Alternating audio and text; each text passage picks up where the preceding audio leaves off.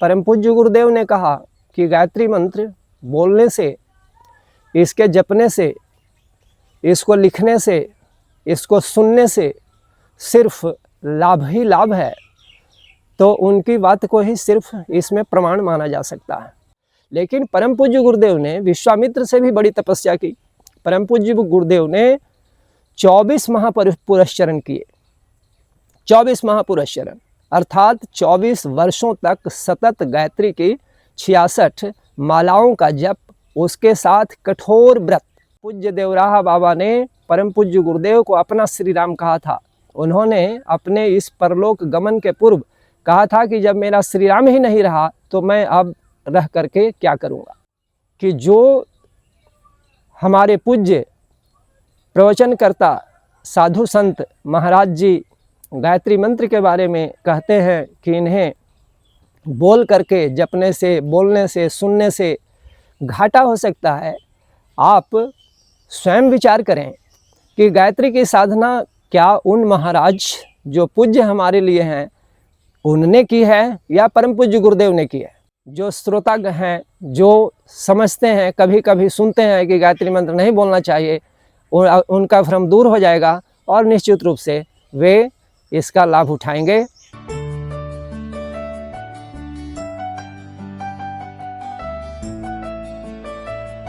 ओम भूर्भुवः स्वः तत्सवितुर्वरेण्यं भर्गो देवस्य धीमहि धियो यो नः प्रचोदयात्। धर्म प्रेमी सज्जनों, देवियों, गायत्री मंत्र के संदर्भ में बहुत से निवेदन किए जा चुके हैं, बहुत सी बातें की जा चुकी हैं। अंत में मैं निवेदन ये करना चाहता हूँ कि गायत्री मंत्र निर्भय हो करके, उससे भी ज़्यादा ऊपर की स्थिति में, अभय की स्थिति में जा करके निशंक भाव से बोला जा सकता है, सुना जा सकता है। इसके लिए किसी भी अलग से साक्ष्य की आवश्यकता नहीं है, क्योंकि परम पूज्य गुरुदेव युग निर्माण योजना के संस्थापक प्रज्ञावतार पंडित श्री राम शर्मा आचार्य जी, जो गायत्री महाविद्या के आधुनिक युग के उद्धारक माने जाते हैं, उनका वाक्य ही प्रमाण है, उनका कथन ही वेद वाक्य है। वे गायत्री के साक्षात्कर्ता विश्वामित्र से भी बड़े तपस्वी रहे हैं। किन्हीं की बात क्यों मानी जाए? तो इसलिए मानी जाए क्योंकि उन्होंने इस पर समस्त प्रयोग किए। परम पूज्य गुरुदेव ने कहा कि गायत्री मंत्र बोलने से, इसके जपने से, इसको लिखने से, इसको सुनने से सिर्फ लाभ ही लाभ है, तो उनकी बात को ही सिर्फ इसमें प्रमाण माना जा सकता है। आप जानते होंगे, यदि कोई व्यक्ति, कोई साधक 5 महापुरुषचरण करता हो तो प्राचीन काल में उसे वशिष्ठ की उपाधि दी जाती थी। आप अपने मन से एक भ्रम दूर कर लें कि वशिष्ठ कोई एक व्यक्ति रहे थे। वशिष्ठ एक पद था, जैसे शंकराचार्य का एक पद है। तो प्राचीन जमाने में गायत्री के 5 महापुरुषचरण की सिद्धि जो महापुरुष, जो तपस्वी कर लेते थे, उनको वशिष्ठ कहा जाता था। एक महापुरुषचरण में 24 लाख गायत्री मंत्र का जप होता है, जो 1 वर्ष के भीतर करना पड़ता है। इस प्रकार से नित्य कम से कम 66 मालाओं का जप करना पड़ता है, और तब जा कर के लगातार 5 वर्षों तक निर्बाध यदि यह साधना पूरी हो गई तो फिर वशिष्ठ की उपाधि उसे मिल जाती थी।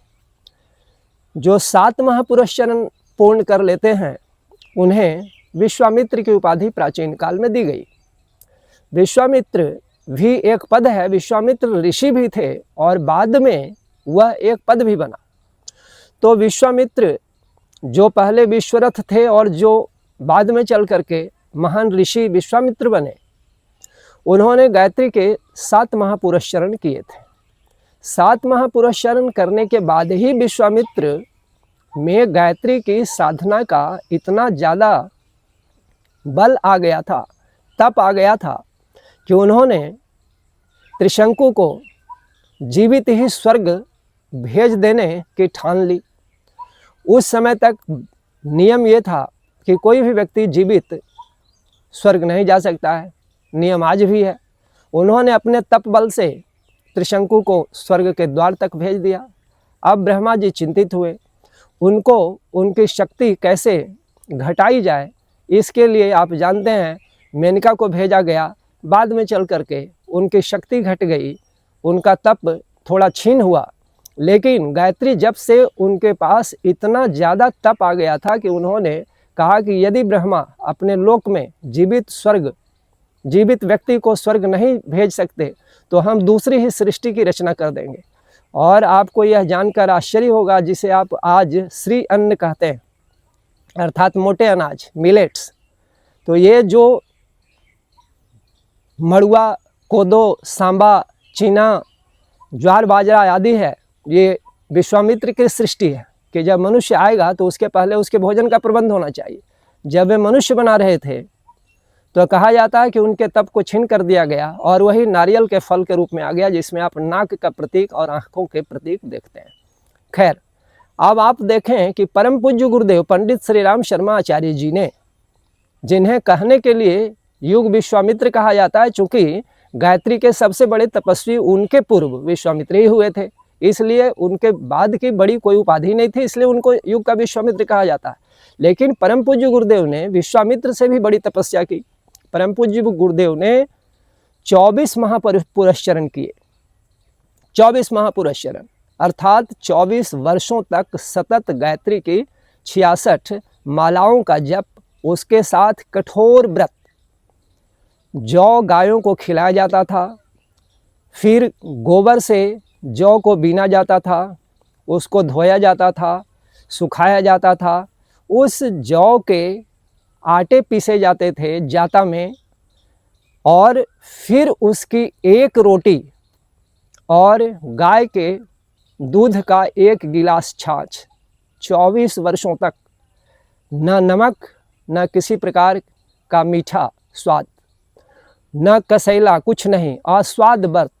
इतने बड़े तपस्वी जो हिमालय की 4 बार यात्रा करते हैं, जिनके पूर्व जन्म श्री रामकृष्ण परमहंस, समर्थ गुरु रामदास, कबीरदास आदि में हो चुके थे, जिन्होंने हर युग में मार्गदर्शन किया समाज का, इस समय उन्हें गायत्री विद्या का महा उद्धारक कहा गया।